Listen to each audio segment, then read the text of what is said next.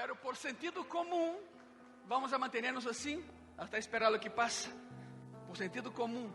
Pero bueno, tome su lugar, por favor. Los niños a sus salones. Adolescentes, jóvenes a sus salones, por favor. También hay palabra de Dios para ustedes allá. Y como siempre digo, los demás niños aquí nos quedaremos. A ver, ¿cuántos niños hay en ese lugar? Hay algunos que dudan, ¿seré yo? Todos somos niños para Dios. Aquí en esta iglesia somos todos niños hasta los 142 años de edad. Cuando tenga 140 platicamos tú y yo. Pero todos, mire, es curioso porque la vida es el kindergarten de Dios. Nunca dejaremos de ser niños para Dios. Y aquí aprendemos cómo es la vida allá en el cielo. ¿Estamos de acuerdo, verdad? Es muy importante que sepamos quiénes somos.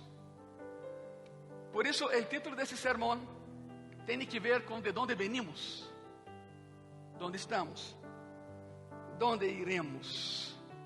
Linaje real existe.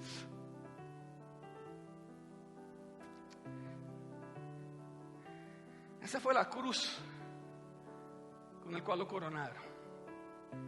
¿No? Es así. Es algo muy curioso en esa cruz. Ve las espinas. Exactamente la espina que se da en Judea.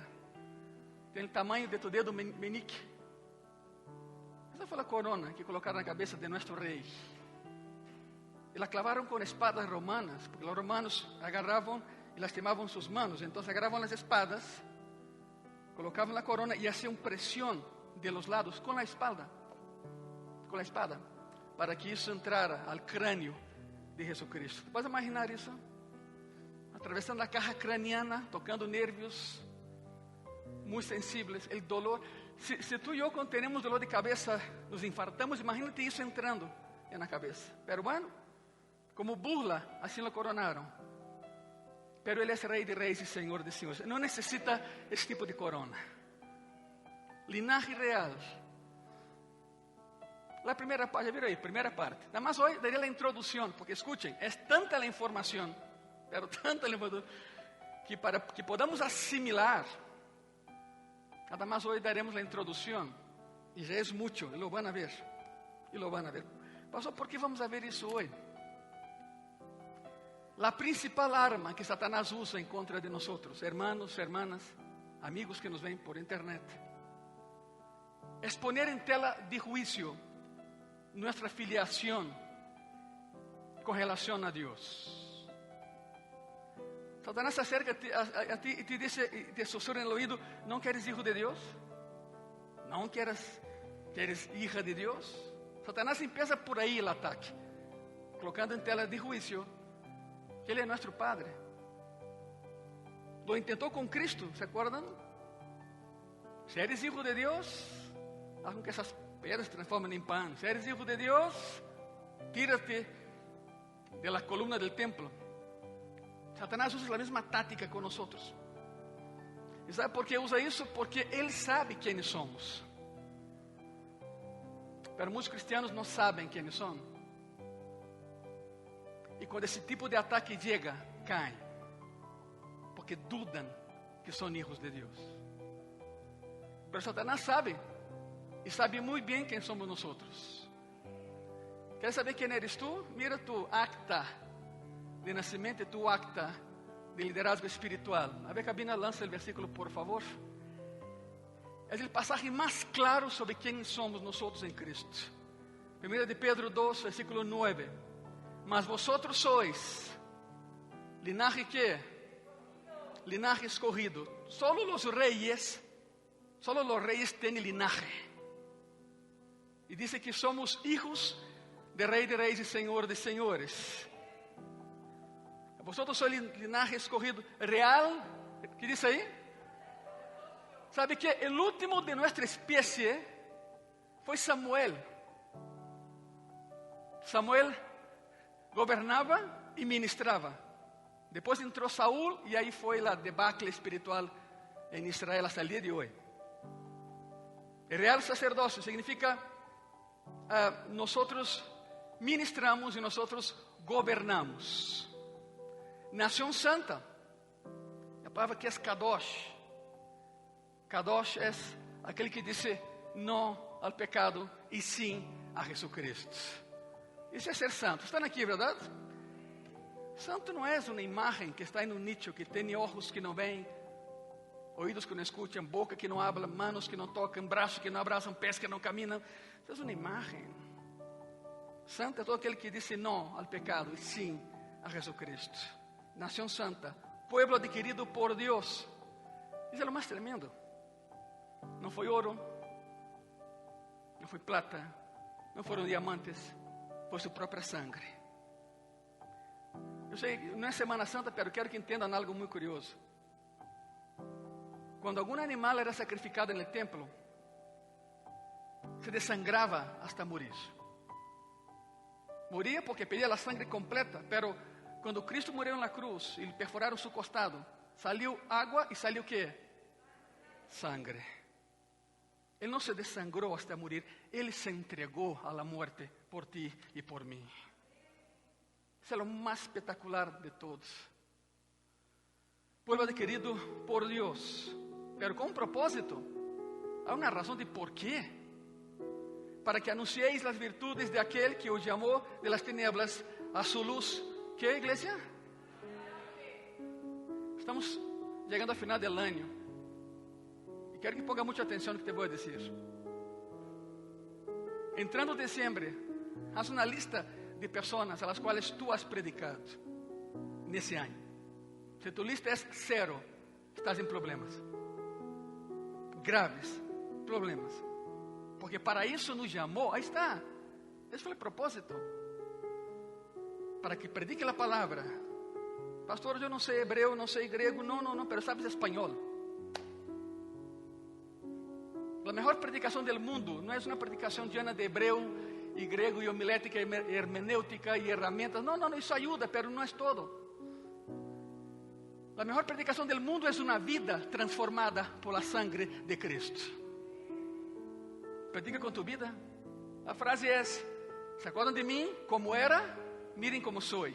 Cristo me transformou. Essa é a predicação do Evangelho. Por lo tanto, para que anuncieis as virtudes de aquele que os chamou de tinieblas a sua luz admirável. Essa é nossa identidade. Copia isso, imprime, põe em tu casa, põe em tu carro, põe onde seja. Essa é a identidade que Satanás quer roubar-te. Para que não actues de acordo com a tua identidade. Pero há cristianos que não sabem sua identidade. Ou sabem, pero não vivem segundo sua identidade.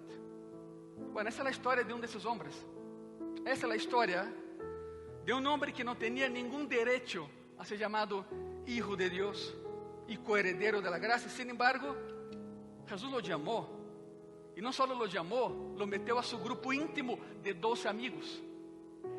Eram 12, 40, 72, 1.500 e no segundo ano de ministério, 5.000 pessoas seguiram a Jesus. No terceiro ano, quando foi crucificado, não havia nadie. Nadie.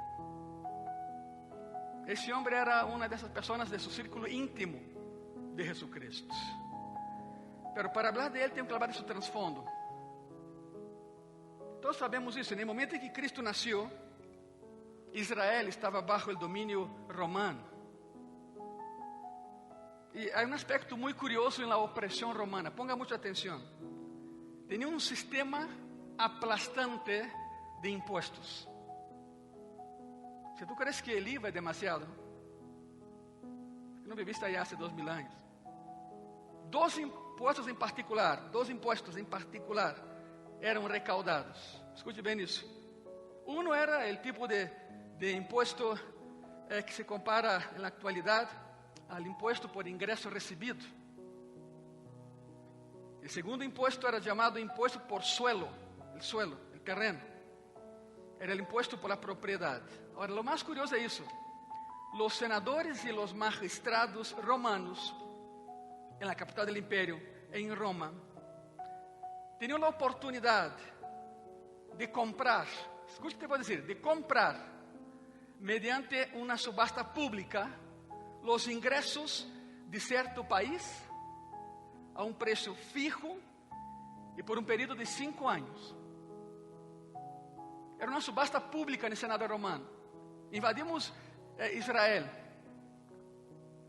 Então vamos a subastar a recaudação de impostos por os próximos 5 anos. Todo va al bolsillo de uno de ustedes. Então se hacía la subasta. Pessoas que nunca foram a Israel, nem les interessava ir allá, pero todo o dinheiro recaudado allá iba para essa pessoa em Roma. De outras palavras, compravam o direito do governo romano de recaudar os impostos de uma nação como Israel durante um período de 5 anos. E claro, como não estavam allá, os magistrados, os senadores romanos, como não estavam allá, tinham que contratar a alguém allá que recaudara o imposto. Se chamavam os publicanos, os seres mais odiados em Israel, porque eram cidadãos de allá que oprimiam a sua própria gente, considerados traidores, porque estavam recaudando impostos de seus próprios compatriotas e paisanos para dar-lhes a uma pessoa, pois é uma nação estrangeira. Um dos publicanos mais odiados da história de Israel foi um tipo chamado Levi, Mateo, el mismo Mateo del Evangelho. Isso é extraordinário. De ser inimigo público número 1, odiado por todos, até em sua própria casa lo odiavam, a ser amigo de Jesucristo. Deus é uma coisa, igreja, se Cristo foi capaz de ser isso com ele, crê que não é capaz de ser contigo e comigo também? Limpiar-nos, rescatar-nos, levantar-nos e de amar-nos? Claro que sim. Um publicano, Levi, Mateo. E te lo vou apresentar de maneira muito direta, em termos de sua cronologia, na história da vida de Jesús. Mateo capítulo 9, versículo 9. Passando Jesús de aí, viu a um homem chamado Mateo, que estava sentado al banco de los tributos públicos. E lhe dijo, ¿qué le dijo Jesús? Sígueme. E se levantou. Outra vez, e se levantou e... É impressionante. O homem tinha seu futuro assegurado. Ganhava uma millonada, extorsionando a seu povo, claro. Estava sentado em seu banquito. Ele sabia, me levanto de aqui e alguém vai ocupar esse lugar. Sígueme. Não havia uma plática. Senhor, pode terminar por hoje? Dá-me chance hasta as 6. Eu posso recaudar um pouco mais de lana. De imediato, sígueme. Se levantou, ele seguiu. Solo Jesucristo pudo haber llevado a cabo essa transformação de convertir a um publicano em um apóstolo. Foi de um extremo ao outro. E assim foi o milagre de Mateo, que se volvió entonces el escritor del primer registro de los evangelios. ¿Sabe por qué?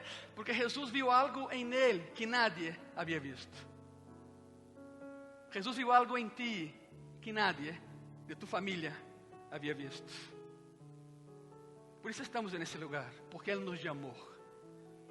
No nosotros a Él, Él a nosotros. Solo Cristo é capaz de hacer algo assim. E quando Jesus lhe falou, e aí vai, inmediatamente Ele le seguiu. Se levantou e le seguiu. Lo cual nos lleva a creer que Mateo já conhecia a Jesucristo. O sea, não foi espontâneo, não lo conozco. Não. Nos dá a entender que sí lo conhecia. Quizá viu quando sanava a alguém. Escuchou quando predicava.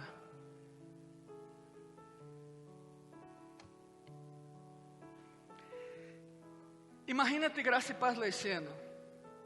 Mateo, odiado por sua família, rechazado por los suyos, aún com todo o dinheiro. De que sirve o dinheiro se não tens amor? Sentado em sua mesa, em seu banquito aí, de pronto ele vê que Cristo se acerca a él. ¿Te puedes imaginar lo que pasó por su cabeza? Su corazón empezó, tutum, tutum, tutum, tutum, tutum, porque él lo conocía, lo había visto. Se acerca a Cristo, se para enfrente. No le dijo, si quieres, cuando puedas, mañana nos encontramos, te invito un café en jueves. Sígueme. De inmediato se levantó, dejó todas las dracmas recaudadas ahí. Solo Cristo es capaz de hacer ese tipo de transformación. Pero hizo más. O sea, Mateo no solo se levantó y le siguió, él fue más allá. Quiero que vean lo que hizo ese hombre. Cosa que aún hoy para los cristianos es difícil hacerlo, pero tenemos que hacerlo. El próximo año vamos a volver a empezar con todos los ministerios de Gracia y Paz. Estamos preparando. Y uno de ellos es muy importante. Son los grupos pequeños de estudio bíblico en los hogares. Vamos a rescatar eso y vamos a lanzar otra vez en otro formato. Y yo espero que abras tu hogar con todas las medidas sanitarias, de sanitización, por supuesto. Yo espero que abras tu hogar porque hay mucho más material, hay mucho más que hacer. Todavía estamos en pandemia, pero ya vamos saliendo con todos los cuidados. Claro, quiero que vean lo que hizo Mateo y que eso nos sirva de lección a ustedes y a mí. Mateo 9, versículo 10 al 13. Ponga mucha atención. Ponga mucha atención. E aconteceu que estando ele sentado à la mesa em la casa, ou seja, já está na casa de Mateo, é aqui que muitos publicanos e pecadores que haviam venido se sentaram juntamente à la mesa com Jesus e seus discípulos. E Mateo, que era também era um discípulo. Quando viram isso os fariseus, disseram a los discípulos: ¿por que come vuestro maestro com os publicanos e pecadores? Al oír esto Jesús les dijo: los sanos no tienen necesidad de médico, sino los enfermos. Id pues y aprended lo que significa. Miren el regaño. Misericordia quiero y no sacrificio. Porque no he venido a llamar a justos, sino a pecadores al arrepentimiento. Esa fue su respuesta. Si ustedes son muy santos, váyanse de aquí. Aquí en Gracia y Paz yo siempre uso una frase: si tú crees que eres perfecto, tu lugar no es aquí, trépate al cielo. Tu lugar es allá. Allá sí hay perfección, aquí no. Aquí no. ¿Cuál es el contexto aquí, Iglesia Gracia y Paz, hermanos que nos ven? ¿Cuál es el contexto aquí? Cuando Mateo decidió seguir a Jesús y fue de inmediato, él decidió organizar una fiesta, una enorme fiesta. Diríamos en México, una pachanga inmensa. Invita a todos los cuates, vengan todos los amigos y familiares. La idea, escuche eso, es extraordinario. La idea de la gran fiesta es para presentar a sus amigos del pasado a su amigo del presente, a su amo, a su Señor. Su nombre es Jesucristo. Por eso Mateo hizo en grande, invitó a todos. E aí estava Jesucristo. Lo que vemos é que Mateo hizo um compromisso profundo com o Evangelho, profundo com Cristo, dizendo: não me avergüenza ser quem sois. Ele é meu Senhor, Ele é meu amo. A partir de hoje se acabou o antigo Mateo. Glória a Deus em las alturas. E para ser um anúncio público, que melhor que uma festa. E invitou a todos. Sabe algo muito curioso? Mateo foi um nome humilde, com toda su lana, e modesto. ¿Sabe por que sabemos isso? Porque em nenhum lugar de su evangelho ele disse: eu lo escrevi. Em nenhum lugar do evangelho de Mateo vas encontrar uma frase: eu escrevi esse evangelho, é meu evangelho. Como sabemos que ele lo escreveu? Porque os primeiros líderes da igreja confirmaram o hecho que Mateo lo escreveu. A igreja primitiva sabia que Mateo lo había escrito. E Mateus escreveu seu evangelho 40 anos depois que Cristo foi crucificado. Pouquito antes del año 70, cuando el templo fue destruido. Sabemos que ele escreveu, pero en ningún lugar de su evangelio vas a encontrar una placa diciendo, yo lo escribí. Y sabemos también por qué lo escribió. El evangelio está escrito para presentar la historia de la salvación y demostrar el hecho, ponga atención aquí, demostrar el hecho de que Jesús es el Mesías esperado por Israel. Uno que lee isso no queda la menor duda de quién es él. El rey de los judíos, que fue rechazado por su propio pueblo, que fue aceptado por los gentiles y que algún día regresará para reinar como Rey de Reyes y Señor de Señores. Todo eso está en Mateo. Ese es el Evangelio. Es la historia del rey que vino, fue rechazado y regresará. Es el mensaje de Mateo, es el Mesías de todos nosotros. Ahora, permítame hablar un poquito de esos 3 puntos, para que quede claro, bíblicamente, lo que estoy hablando. En primer lugar, Mateo habla de un rey revelado. Escute isso. O primeiro que hace Mateo es hablar de un rey que fue revelado. Ahí está. Primero que usted ve en el Evangelio de Mateo es que Cristo fue presentado como rey en ningún otro lugar, solo ahí. Su linaje, eso es curiosísimo, su linaje es rastreado a partir de la línea real en Israel. Su nacimiento es temido por un rey rival. Y los hombres sabios, los magoi, que ya hablamos tantas veces en Gracia y Paz, los que no eran magos, eran magóis, significa hombre sabio. Tampoco eran 3. Mira, no quiero acabar con tu Navidad de antes, pero tampoco eran 3. Era un montón, pero fueron 3 tipos de regalo. Entonces sacamos que eran 3. No, eran muchísimos. Nadie viajaba de Babilonia a Israel solito. Era una ruta muy peligrosa, entonces eran varios, eran muchísimos. Nació como rey. Su nacimiento fue temido por un rey rival y recibió de los hombres sabios regalos reales, oro, incienso y mirra. Regalos dignos de un rey en aquel entonces. Su heraldo, su portavoz, su vocero, Juan el Bautista, declara que su reino ha llegado. Miren cómo todo va embonando, como dicen aquí. En el Sermón del Monte, el rey presenta las leyes de su propio reino. Sus milagros fueron sus credenciales reales. Sus parábolas fueron llamadas los misterios del reino. No es casualidad. Él fue reconocido como el hijo de David. Mateo traza su linaje. Fue reconocido como el hijo de David, de la casa de David. Hace una entrada real a Jerusalén y declara su soberanía. Y mientras que enfrentaba la cruz, profetizó de que su reino nunca tendría fin. Mateo lo presenta como un rey revelado. Número 2. Mateo habla de un rey rechazado. De hecho, Mateo es el evangelio del rechazo. Ponga mucha atención. De primero al último capítulo, Mateo es el evangelio de rechazo. Ningún otro evangelio tiene tanto que decir acerca de su realeza y ningún otro evangelio tiene tanto que decir acerca de su rechazo como rey. Parece incoherente, ¿no? Pero es la realidad. La sombra del rechazo nunca es quitada del evangelio de Mateo. ¿Por qué creen que cuando alguien se convierte a Cristo, siempre recomendamos, lee Juan? Porque si lee Mateo te deprimes. Puro rechazo. Porque el rey fue revelado, el rey fue rechazado.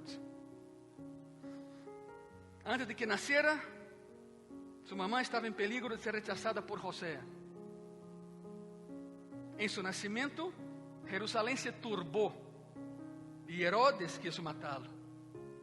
Ahí en Belén, escuche eso, en Belén.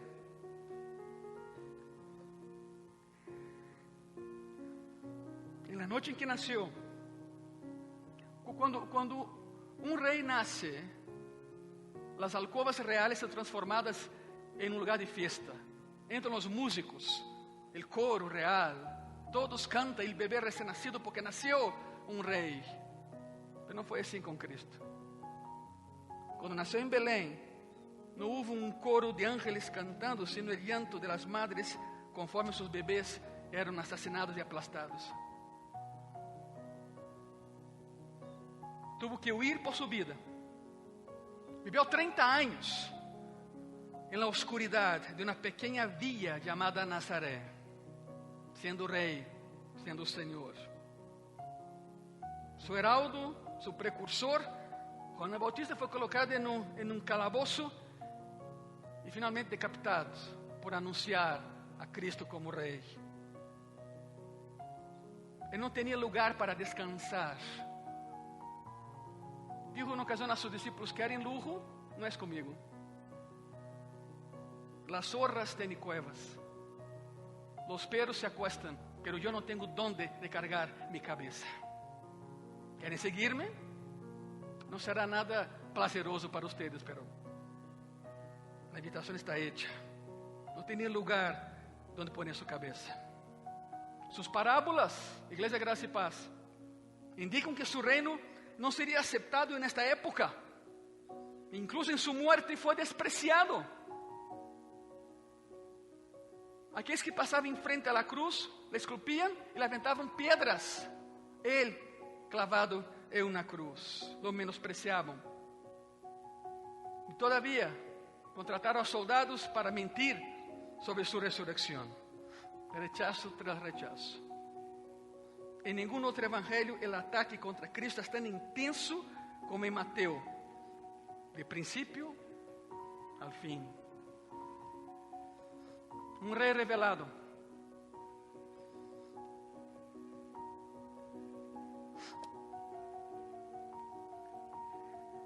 Un rey rechazado. A un tercer punto, Mateo habla de que ese rey regresará con toda su gloria. Y toda rodilla se doblará y toda lengua confesará que Él es rey. Ningún otro evangelio enfatiza tanto el regreso de Cristo como Mateo. Y entonces es un evangelio de triunfo a fin de cuentas. Al final del día es un evangelio de triunfo. Y cuando llegas al capítulo 24 y 25 de Mateo y lee el hecho de que Él vendrá en las nubes con gran gloria, eso nos llena de esperanza, de amor, de paciencia en su espera. Es un evangelio de revelación de un rey, rechazo de un rey y regreso del mismo rey. Mateo presenta al rey y todo comienza con el árbol genealógico de Jesús. Mira, si un rey iba a ser reconocido como rey, si iba a ser creído como rey, si iba a tener alguna credibilidad como rey, entonces todo comienza con la prueba de que sí, su descendencia es real. De lo contrario, las naciones sufren. De 1455 a 1487 hubo una guerra que asoló Gran Bretaña, conocida como la Guerra de las Rosas. La Guerra de las Rosas.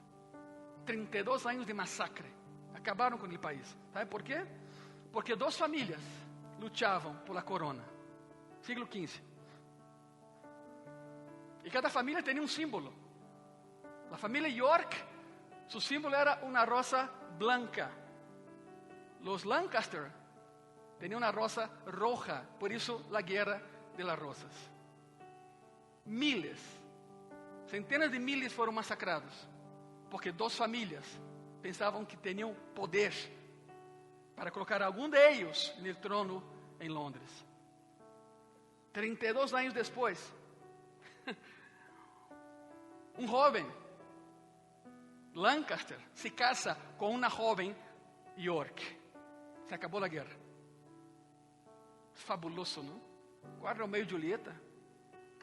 Está Eduardo I e Natália IV se casaram e inventaram um novo símbolo, uma rosa branca e uma rosa roja dentro.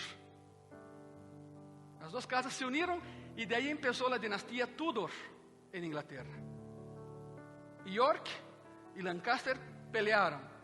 Los Tudors foram impostados reis. E hoje em dia, uma quarta família detém a corona, los Windsor. Tanta pelea para nada. Pero trazaram o árbol de los York e Lancaster. Por isso é importante saber de onde venimos, onde estamos, para onde vamos. Em 2 Samuel capítulo 7, Deus dijo a Davi, e aí empieza a história. Deus dijo a Davi, a través do profeta Natán, que seria a través do linaje de Davi que o rei vendria e estabeleceria seu reino eterno. A partir de aí, Davi tomou consciência, de mim sairá el Salvador. Agora, isso é precisamente o que os versículos del 1 al 17 de Mateus 1 hablam. Abre tantito em Mateus 1. ¿Lo tienes aí? Vê o tamanho do árbol genealógico. Não lo vamos a ler todo, muitíssimo. Pero Mateus traça a linha real de Jesucristo, para que não quede dúvida, Ele é rei e se acabou. Do versículo 1 ao 17, Mateus apresenta o linaje real. Não vamos a ler todos os que estão aí, pero quero que vejam algo, é muito interessante. Mateus 1, versículo 15 ao 17, eu lo vou ler. Ponga muita atenção. Eliud engendrou a Eleazar, Eleazar a Matán, Matán a Jacob, e Jacob engendrou a José, marido de quem? ¿Ya lo vieron? De la cual nasceu Jesus, chamado el Cristo. Linaje directo. De maneira que todas as gerações desde Abraham hasta Davi são 14. Desde Davi hasta a deportação a Babilônia, 14. E desde a deportação de Babilônia hasta Cristo, 14.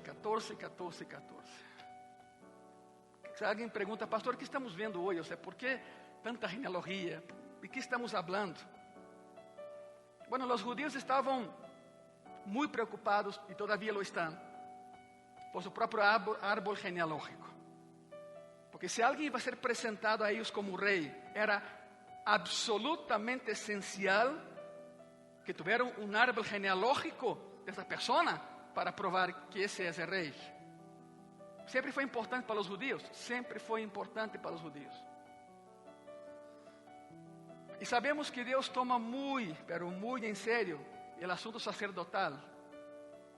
É importante também saber a linha do rei e a linha do sacerdote. Ojo com isso. Qualquer pessoa que tratava de jugar com o papel de sacerdote estava em grande peligro, enorme peligro. Quando regressaram de cautiverio em Babilônia, quando regressaram, todos se diziam sacerdotes. Queriam mandar. Todos. Tiveram que fazer um árbol de todos eles. Passou o tempo. E mira o que passou. Esdras 2, versículo 62. Estos buscaram su registro de genealogías, e não foi hallado. E foram excluídos del sacerdócio. Miles foram excluídos por mentir. Pensaram, não, pois depois de tanto tempo allá em Babilônia, 70 e tantos anos, nadie se vai acordar. Pois se acordavam. Havia um registro. E essa é a razão por la que vemos 50 genealogías completas no Antigo Testamento. 50. Se as contas encontram uma 51, avísame. Eu me quedei com 50. 50 genealogías completas no Antigo Testamento. Porque havia razões para esse cuidado. Não só a linha real, a linha sacerdotal, mas em termos de propriedade, a transferência da propriedade. Alguém veio de um terreno. ¿De quem lo compraste? De mi tío. Ok, pruébalo. ¿Es tuyo? No, me compré de un amigo, no sirve. No es tuyo, no es de tu familia. Lo rechazaban. Mateo nos muestra la línea real de Jesús, mientras que Lucas, el Evangelio de Lucas, nos muestra la línea de sangre de Jesús. ¿Cuál es la diferencia? Bueno, la línea real siempre era transmitida a través del Padre. Y yo sé lo que estás pensando. Tengo el don de la sospecha, ya lo sabe, ¿no? No está en la lista de Efesios, pero la invento yo. Yo sospecho, estás pensando, pastor, ahí truena todo, porque José no fue papá de Jesús. Tiene razón, pero déjame avanzar y vas a entender que estoy hablando. Entenderás lo que estamos hablando. 50 genealogías, Mateo la línea real, Lucas la línea de sangre. Con la diferencia, la línea real siempre es transmitida por el Padre. Sabemos que Jesús no tuvo padre humano. El Espíritu Santo es, ya sabemos la historia. Y a través de José, él tenía derecho de reinar, que pertenecía a David, aunque José no era su padre en términos de que realmente era su padre, pero era su padre legal. Era su padre legal. Pero hay algo todavía más increíble. Van a entender por qué José no participó en eso. Miren eso. Hay algo más increíble. Pues ya saben, Mateo sigue la línea real de David. Y Salomón, hijo de David. Pero David tuvo otro hijo. Tuvo un montón de hijos. Uno de ellos fue Natán. No confunda, havia um profeta chamado Natán e Davi tuvo um hijo chamado Natán. E é a linha de Maria. A cabeça explota. Como é possível? Se não é através de José, é através de Maria. José descende de Salomão e Maria de Natán, ambos hijos de Davi. Através de Natán llegamos a María, a través de Salomón llegamos a José, ambos simiente de David, ambos transmitiendo sangre real. Fantástico, ¿no? Pero aquí va algo más curioso todavía. Mateo 1, versículo 11 y versículo 12. Josías engendró ¿a quién? A ver, otra vez. Josías engendró a Jeconías. Está subrayado porque esse personagem é muito importante na história. Quantos aqui haviam escutado sobre esse personagem? Nadie? Pois ahorita sim. E agárrate, porque escute isso. E vão entender por que José não participou da concepção de Jesucristo. Josías engendrou a Jeconías e a seus hermanos en el tempo da deportação a Babilônia. Depois da deportação da Babilônia, Jeconías engendrou a Salatiel a Zorobabel. Eu disse, pastor, que tem isso que ver com José? Todo. Sabemos que todo o que Deus hace é perfeito. Quantos dizem amém a isso? Perfeito. Não há um plano B, não há um plano B, há um plano. Jeremias 22, quero mostrar-te algo. Jeremias 22, de 28 a 30. É este homem Conías, está subrayado. Há um solo problema com esta tradução. A palavra homem não existe em seu original em hebreu. Diz aí, Jeconías. ¿Ves Conías aí? Alguém nos hizo um favor enorme, borrou al G. Pensou que era artículo definido, coloca homem. Não. El que está aí, Conías, é o mesmo Jeconías que acabamos de ver. É este homem Conías, uma vasija despreciada e quebrada. É um trasto, que nadie estima. ¿Por qué fueron arrojados él y su generación y echados a tierra que no habían conocido? Tierra, tierra, tierra, oye palabra de Jehová. Así ha dicho Jehová. Escribid lo que sucederá a este hombre, privado de qué? Ojo, privado de qué? Privado de descendencia. Hombre a quien nada próspero sucederá en todos los días de su vida. Porque ninguno de su descendencia logrará sentarse sobre el trono de David, ni reinar sobre Judá. Jeconías. Regresen, por favor. Regresen la diapositiva, quero que veas algo. Conías o Jeconías. Bueno, yo te digo. De ahí viene José. Había una maldición. Ninguno de tus descendientes se sentará en el trono. Por eso José no engendró a Jesucristo. Por eso el Espíritu Santo vino y dijo, hay una solución. Y esa es la solución. De toda manera, será rey, será Señor. ¿A quién se refiere? Conías y Jeconías son la misma persona, el mismo hombre. Un hombre que no sucederá nada en sus días. Ninguno de sus descendientes se sentará en el trono de David.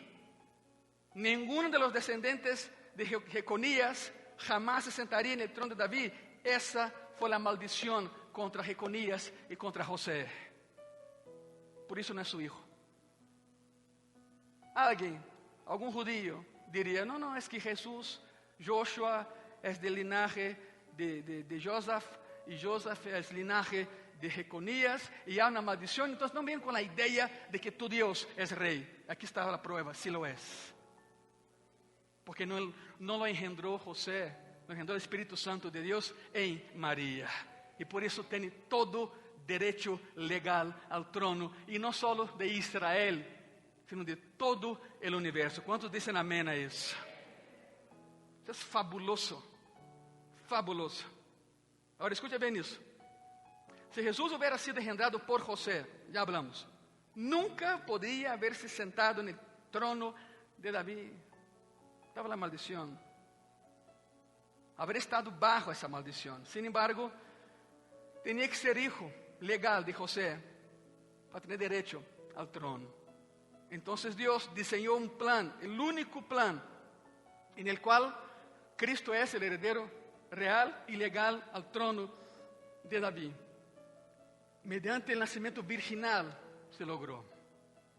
De esta manera, evitando la línea de sangre de Jeconías, pero al mismo tiempo llevando el derecho real de reinar y descendiendo de sangre real a través de María. Y Mateo establece, ese rey vino, lo rechazaron, pero un día regresará. ¿Te imaginas si es en un domingo como este? Paras tu carro allá afuera, tu carro ahí se va a quedar hasta que la grúa venga por él. Esas sillas quedarán vacías, con bolsos, Biblias, todo ahí. Mi Biblia quedará aquí, la predicación de hoy también. Y así, en un parpadeo. Las personas van a pasar allá y van a decir, pero ya tienen 5 horas ahí adentro, pero hay mucho silencio y alguien se va a atrever a entrar. Y oh sorpresa, todo eso estará vacío, porque el Señor vino. Un rey que nació, un rey rechazado, un rey que regresará. Ese es el linaje real de Jesucristo. Se ponen de pie, por favor, hijos del rey, hijas del rey.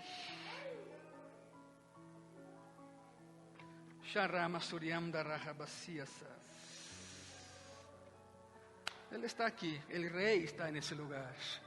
Sobre él estamos hablando. Los que lo pueden hacer, ¿por qué no te hincas en tu silla y dices, Señor Jesús, gracias por mi heredad? Gracias por mi herencia. Los que no se pueden sentar, ocupen sus lugares, por favor, pero oren, abran sus corazones y oren.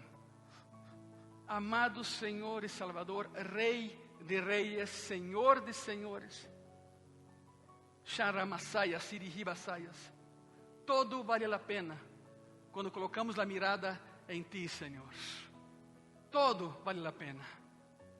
La enfermedad, la carencia, la pandemia, todo vale la pena si tenemos la conciencia completa de que somos tus hijos, de que tú eres verdaderamente rey.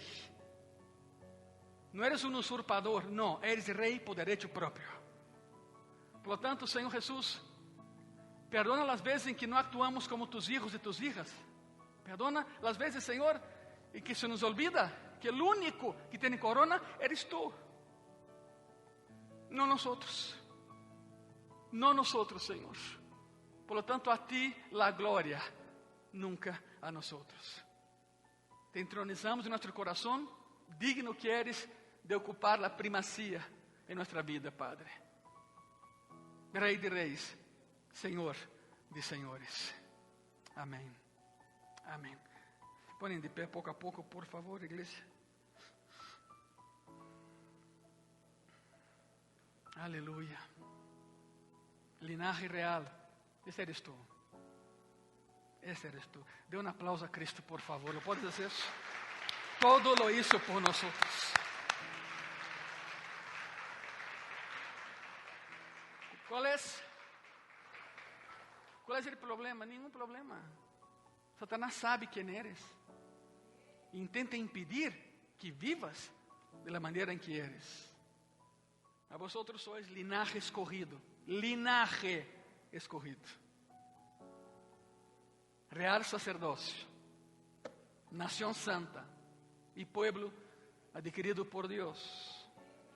Para que anunciéis las buenas nuevas de salvación. Mientras estemos aquí, las piedras no van a hablar. ¿Cuántos dicen amén?